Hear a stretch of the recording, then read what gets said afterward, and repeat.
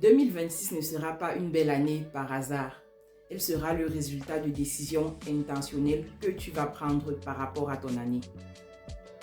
Hello, hello les royautés, j'espère que vous vous portez bien. Alors, bienvenue en 2026. Je suis super contente de vous retrouver pour la toute première vidéo de l'année.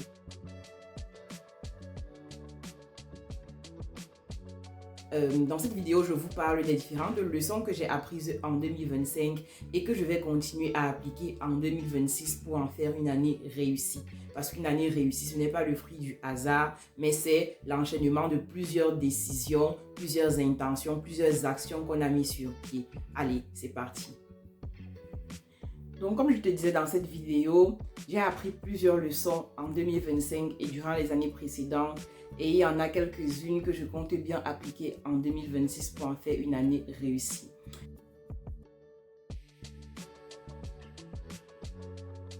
Alors, la première leçon que j'ai appris en 2025, c'est qu'il faut apprendre à se connaître. Apprendre à se connaître dans le sens où tu dois savoir ce qui te convient. Tu dois savoir comment est-ce que toi tu fonctionnes en tant que personne, quels sont les systèmes qui marchent pour toi, quel est l'environnement dans lequel tu es beaucoup plus productif, tu es beaucoup plus à l'aise, tu es beaucoup plus aligné. Parce que lorsque par exemple tu sais qui tu es, tu vas prendre des décisions qui seront alignées avec qui tu es et du coup tu seras beaucoup plus à l'aise, tu ne seras plus... tu vas vivre une vie qui va véritablement te passionner, une vie que tu as véritablement désirée. Pourtant, lorsque tu ne te connais pas, tu vas juste prendre des décisions sous le coup, par exemple, du stress, de la pression extérieure que les gens te mettent et ce ne sera pas aligné avec toi. Et du coup, tu auras du mal à être motivé et même à être discipliné. Même si tu es quelqu'un de discipliné, lorsque tu prends des décisions qui ne sont pas en accord avec toi, tu auras du mal à être discipliné. C'est pour ça que c'est vraiment important d'apprendre à se connaître. Donc en 2026, je te supplie de prendre du temps pour véritablement regarder à l'intérieur de toi qui est-ce que tu es, qu'est-ce que tu veux véritablement à l'intérieur de toi lorsqu'on met de côté les pressions que toi-même tu te mets ou alors les pressions externes. Qui est-ce que tu es véritablement, qu'est-ce qui te motive, à quoi est-ce que tu aspires, à quoi ressemble la vie que tu aimerais véritablement vivre. Parce que tu peux avoir des compétences, tu peux avoir des connaissances, tu peux même avoir des opportunités qui vont se présenter à toi en 2026. Mais si tu ne te connais pas, tu vas prendre des décisions qui ne seront pas alignées avec toi. Ou alors tu vas faire beaucoup de choses que tu n'aurais pas dû dès le début. Et tu vas finir par t'épuiser tout simplement parce que tu ne te connaissais pas. Donc vraiment, cette année, prends le temps de chercher à l'intérieur de toi qui est-ce que tu es et prendre des décisions alignées avec qui est-ce que tu es, quelles sont tes valeurs.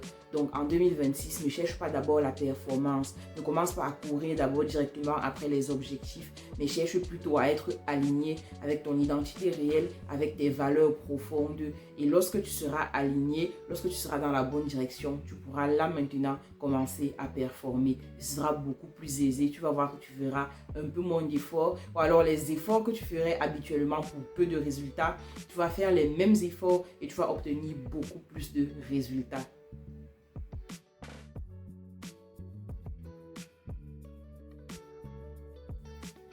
La deuxième leçon que j'ai compris en 2025 et que je compte bien appliquer en 2026, c'est qu'il faut arrêter de se comparer.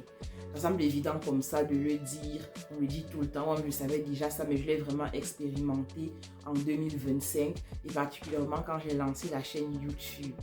C'était difficile dans le sens où moi j'avais du mal à rester constante, mais je voyais des personnes qui peut-être sont lancées après moi progresser rapidement et du coup tu commences à te comparer et tu commences à te dire ah mais finalement qu'en fait tu n'aurais pas dû lancer la chaîne, peut-être que tu n'aurais pas dû faire comme ça, pourtant non. Donc en 2026, il faut éliminer ce poison, ce tueur silencieux qu'est la comparaison, parce que la comparaison va te faire abandonner des choses beaucoup trop tôt. La comparaison va créer le doute en toi. La comparaison va te faire abandonner des choses que tu n'aurais pas dû abandonner, dans lesquelles tu aurais dû persévérer. Donc en 2026, franchement, je te supplie, arrête la comparaison. Et pour ce faire, il faut vraiment justement que tu puisses te connaître en amont, savoir à quel moment est-ce que tu n'es plus dans l'admiration peut-être de quelqu'un qui est en train de faire quelque chose et qui le fait bien versus tu es en train de te comparer avec la personne. Parce qu'il y a aussi cette différence-là, il y a le fil qui peut être souvent subtil. au début, tu admires, tu trouves que ce que la personne est bien, franchement, c'est super. Et après, un moment, tu commences à te comparer, c'est très subtil. Donc, il faut vraiment te connaître pour savoir quand est-ce que tu es juste dans l'admiration, quand est-ce que tu es juste dans l'appréciation et quand est-ce que tu es dans la comparaison. Mais en 2026, je te prie de ne pas te comparer. En 2026, sache que ton rythme est particulier à toi parce que toi également, tu es une personne unique. Donc, ton rythme n'a pas besoin d'être aligné au rythme des autres. Ton rythme est aligné à ton propre rythme à toi. La seule personne en fait avec qui tu dois te comparer en 2026, c'est toi-même. Donc, ton rythme est adapté à ta personnalité, à tes réalités, aux situations que tu vis et que les autres ne vivent pas forcément. Donc en 2026, ne te compare pas, protège ton rythme, va à ton rythme, persévère justement dans ton rythme, sois constant, persévère et assurément tu verras des résultats.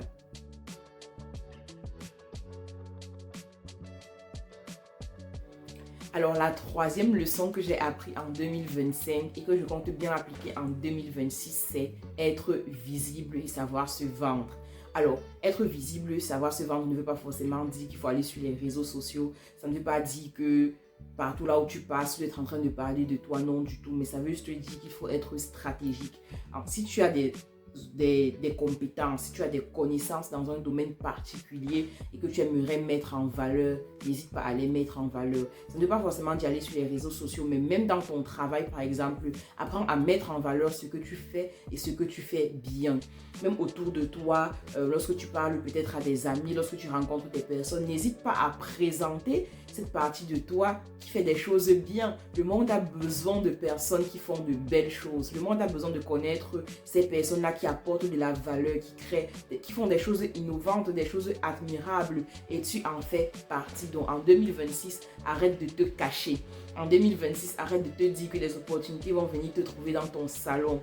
C'est peut-être vrai, mais il y aura beaucoup d'opportunités que tu vas manquer si tu restes dans ce mindset-là. Donc en 2026, apprends à être visible. Si tu fais quelque chose et que tu le fais bien, communique là-dessus. Tu n'as pas forcément besoin d'aller sur les réseaux sociaux, mais même dans ton entourage déjà, que des personnes sachent que voilà, tu es spécialisé dans ci, dans ça, tu vends tel produit, tel service et que tu le fais de façon excellente. Parce que lorsqu'ils auront ce référencement-là, lorsqu'il y aura des opportunités qui vont se présenter, ils vont penser directement à toi. À moi, je connais telle personne qui fait les choses super bien. Ils vont pouvoir donner ton contact, donner ton numéro et c'est comme ça que les opportunités vont te trouver. Mais si même les personnes les plus proches de toi ne savent pas ce que tu fais, comment est-ce que tu veux que les opportunités te trouvent? Donc en 2026, franchement, on décide d'être visible et on est stratégique dans la visibilité. On va là où on a besoin de nos ressources, de nos produits, de nos services. On va là où on pense qu'il y a un marché adapté à ce que l'on fait et surtout, on apprend à communiquer concrètement sur ce qu'on fait. D'accord?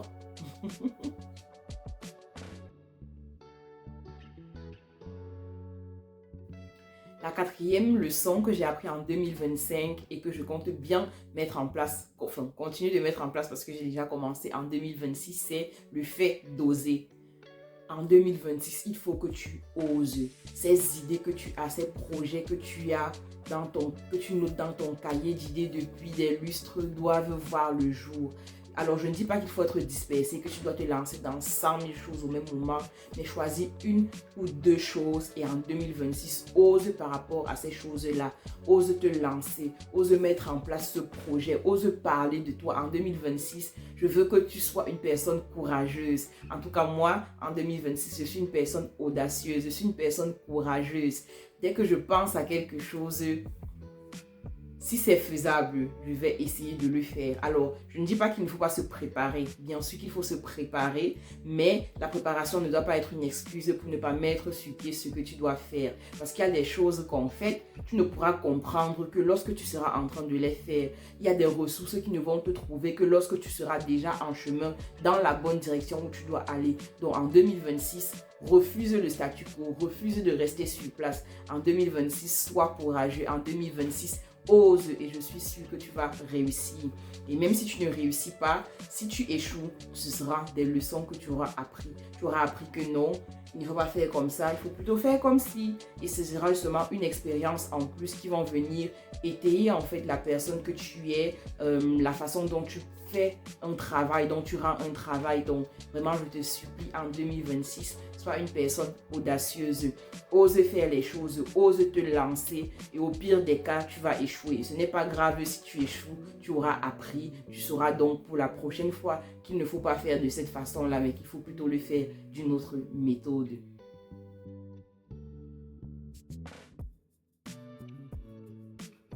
Une autre leçon que j'ai appris en 2025 et que je vais mettre sur pied en 2026, c'est que tu dois croire en toi, toi-même d'abord.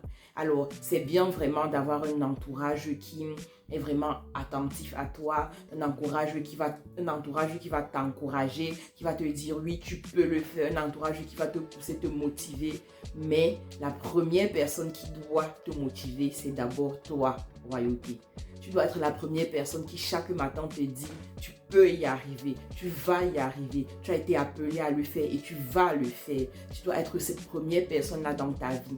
Parce qu'en 2026, les gens seront occupés à lancer leurs projets, les gens seront occupés à vivre leur vie, à profiter de leur vie, à profiter de leur bénédiction. Eux-mêmes, ils seront peut-être dans leur challenge, ils n'auront pas toujours le temps pour toi. Donc, dans ces moments-là, il faut que toi-même, tu puisses te lever et que tu puisses te parler à toi-même, que tu puisses te motiver, que tu puisses te parler de telle façon que tu marches la tête levée, le torse bombé. Tu marches ayant confiance en toi parce que toi-même d'abord, tu as confiance en toi. Toi-même d'abord, tu crois en toi. Et si tu as du mal à croire en toi, et ça revient encore à la question de l'identité, sache que Dieu, lui, il a investi en toi. Il te connaît et il a mis des moyens nécessaires en toi et pour toi. Donc si Dieu, il a investi en toi, tu ne peux pas échouer. Tu vois, donc dis-toi ça en toi-même et relève-toi, motive-toi, lève-toi et va accomplir ce que tu dois faire. Ok?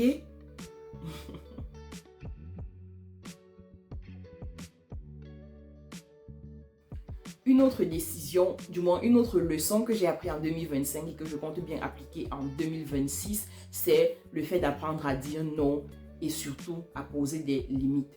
Donc, apprendre à dire non dans le sens où, en 2026, comme toute année, je pense, tu auras des sollicitations, tu auras des opportunités qui vont se présenter à toi et tu ne pourras pas tout faire.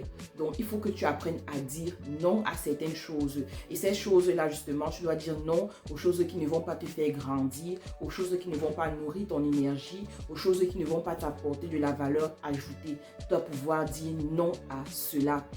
Tu dois pouvoir dire non également aux personnes qui n'apportent pas de la valeur dans ta vie et aux opportunités qui ne sont pas alignées avec ton identité, avec ta personnalité, avec tes valeurs. Donc, apprends à dire non en 2026.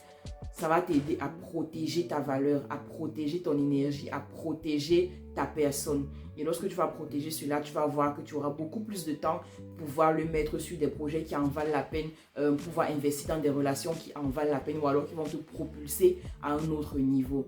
Donc en 2026 également, en plus d'apprendre à dire non à ce qui te draine, tu dois également pouvoir poser des limites. Te poser des limites d'abord à toi-même. Donc savoir que ça, en 2026, je peux faire, mais ça là, je ne peux plus le tolérer en 2026 dans ma propre vie. Tu vas par exemple poser des limites à la procrastination dans ta vie. Tu dois décider qu'en 2026, zéro à la procrastination, stop la procrastination. En 2026, stop le manque de motivation ou alors le fonctionnement par la motivation. Et tu dois décider qu'en 2026, par exemple, tu marches par la discipline, tu marches par la constance, tu marches par la persévérance. Et non seulement tu te fixes des limites à toi, mais tu fixes également des limites aux autres. En 2026, on ne peut plus te parler n'importe comment. En 2026, tu ne peux plus tolérer n'importe quoi de la part de n'importe qui. Parce que tu connais ta valeur et parce que tu connais ta valeur justement, tu poses des limites, tu les respectes toi-même déjà et tu verras que les autres également vont les respecter parce que toi-même, tu vas te donner de la valeur, tu vas donner de la valeur à ton temps. Donc en 2026, royauté, je te prie, apprends à dire non, apprends à te fixer des limites et à les respecter et apprends à fixer des limites aux autres par rapport à toi.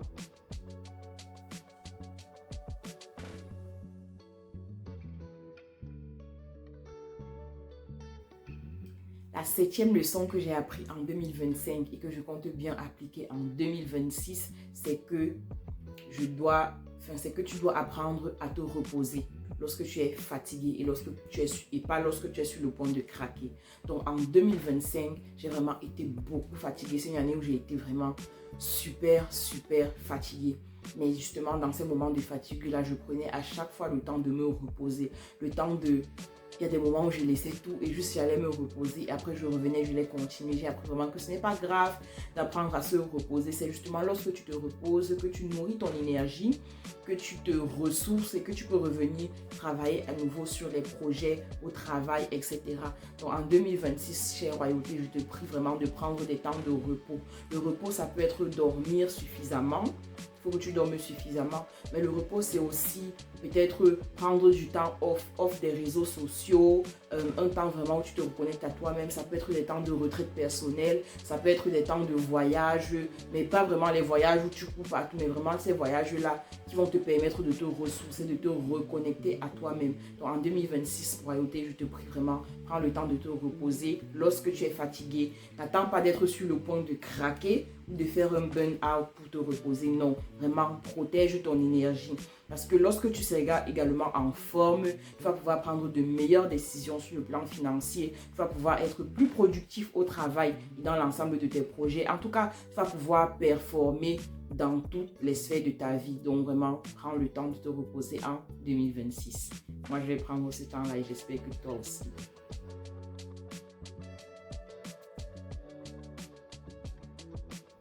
La dernière leçon que j'ai appris en 2025, bon, pas seulement en 2025, même les années précédentes, depuis à peu près 2020, et que je vais vraiment continuer d'implémenter en 2026, c'est qu'il faut avoir une vision.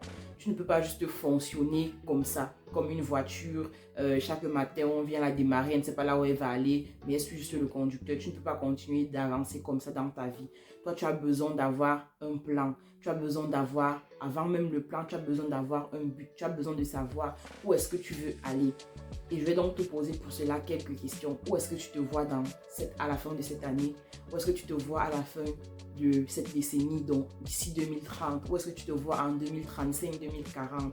Tu dois déjà avoir des perspectives pour cette période de temps. Et lorsque tu as ces perspectives, justement, tu sais ce que tu veux atteindre. Ça te permet de définir justement un plan. Ok, je sais que je veux atteindre ceci.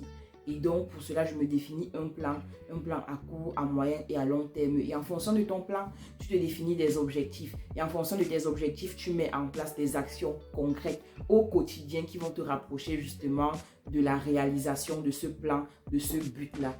Et c'est vraiment super important. En 2026, ne continue pas juste à avancer sans savoir là où tu vas. Parce que la direction dans laquelle tu marches est plus importante que la vitesse à laquelle tu marches.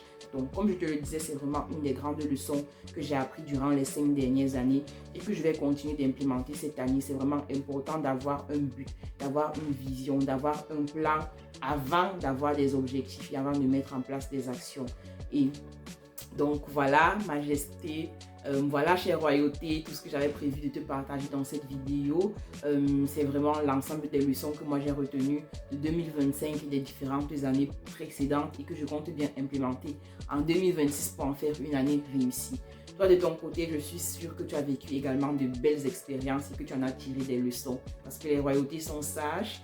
Donc, n'hésite pas à me dire en commentaire quelles sont les différentes leçons que tu as apprises. Ça pourra nous édifier, ça pourra également nous permettre de nous ajuster pour l'année 2026. Donc, sur ce, parce que je sais que nous sommes des personnes sages et que nous allons mettre les leçons que nous avons apprises en 2025 et dans les années précédentes en application en 2026, je suis sûre que 2026 sera une année réussie. Donc, par avance, par anticipation, je te souhaite une excellente année 2026. Reçois tous mes meilleurs vœux de bonheur, de prospérité, d'alignement à ta vision et de réussite. À la prochaine.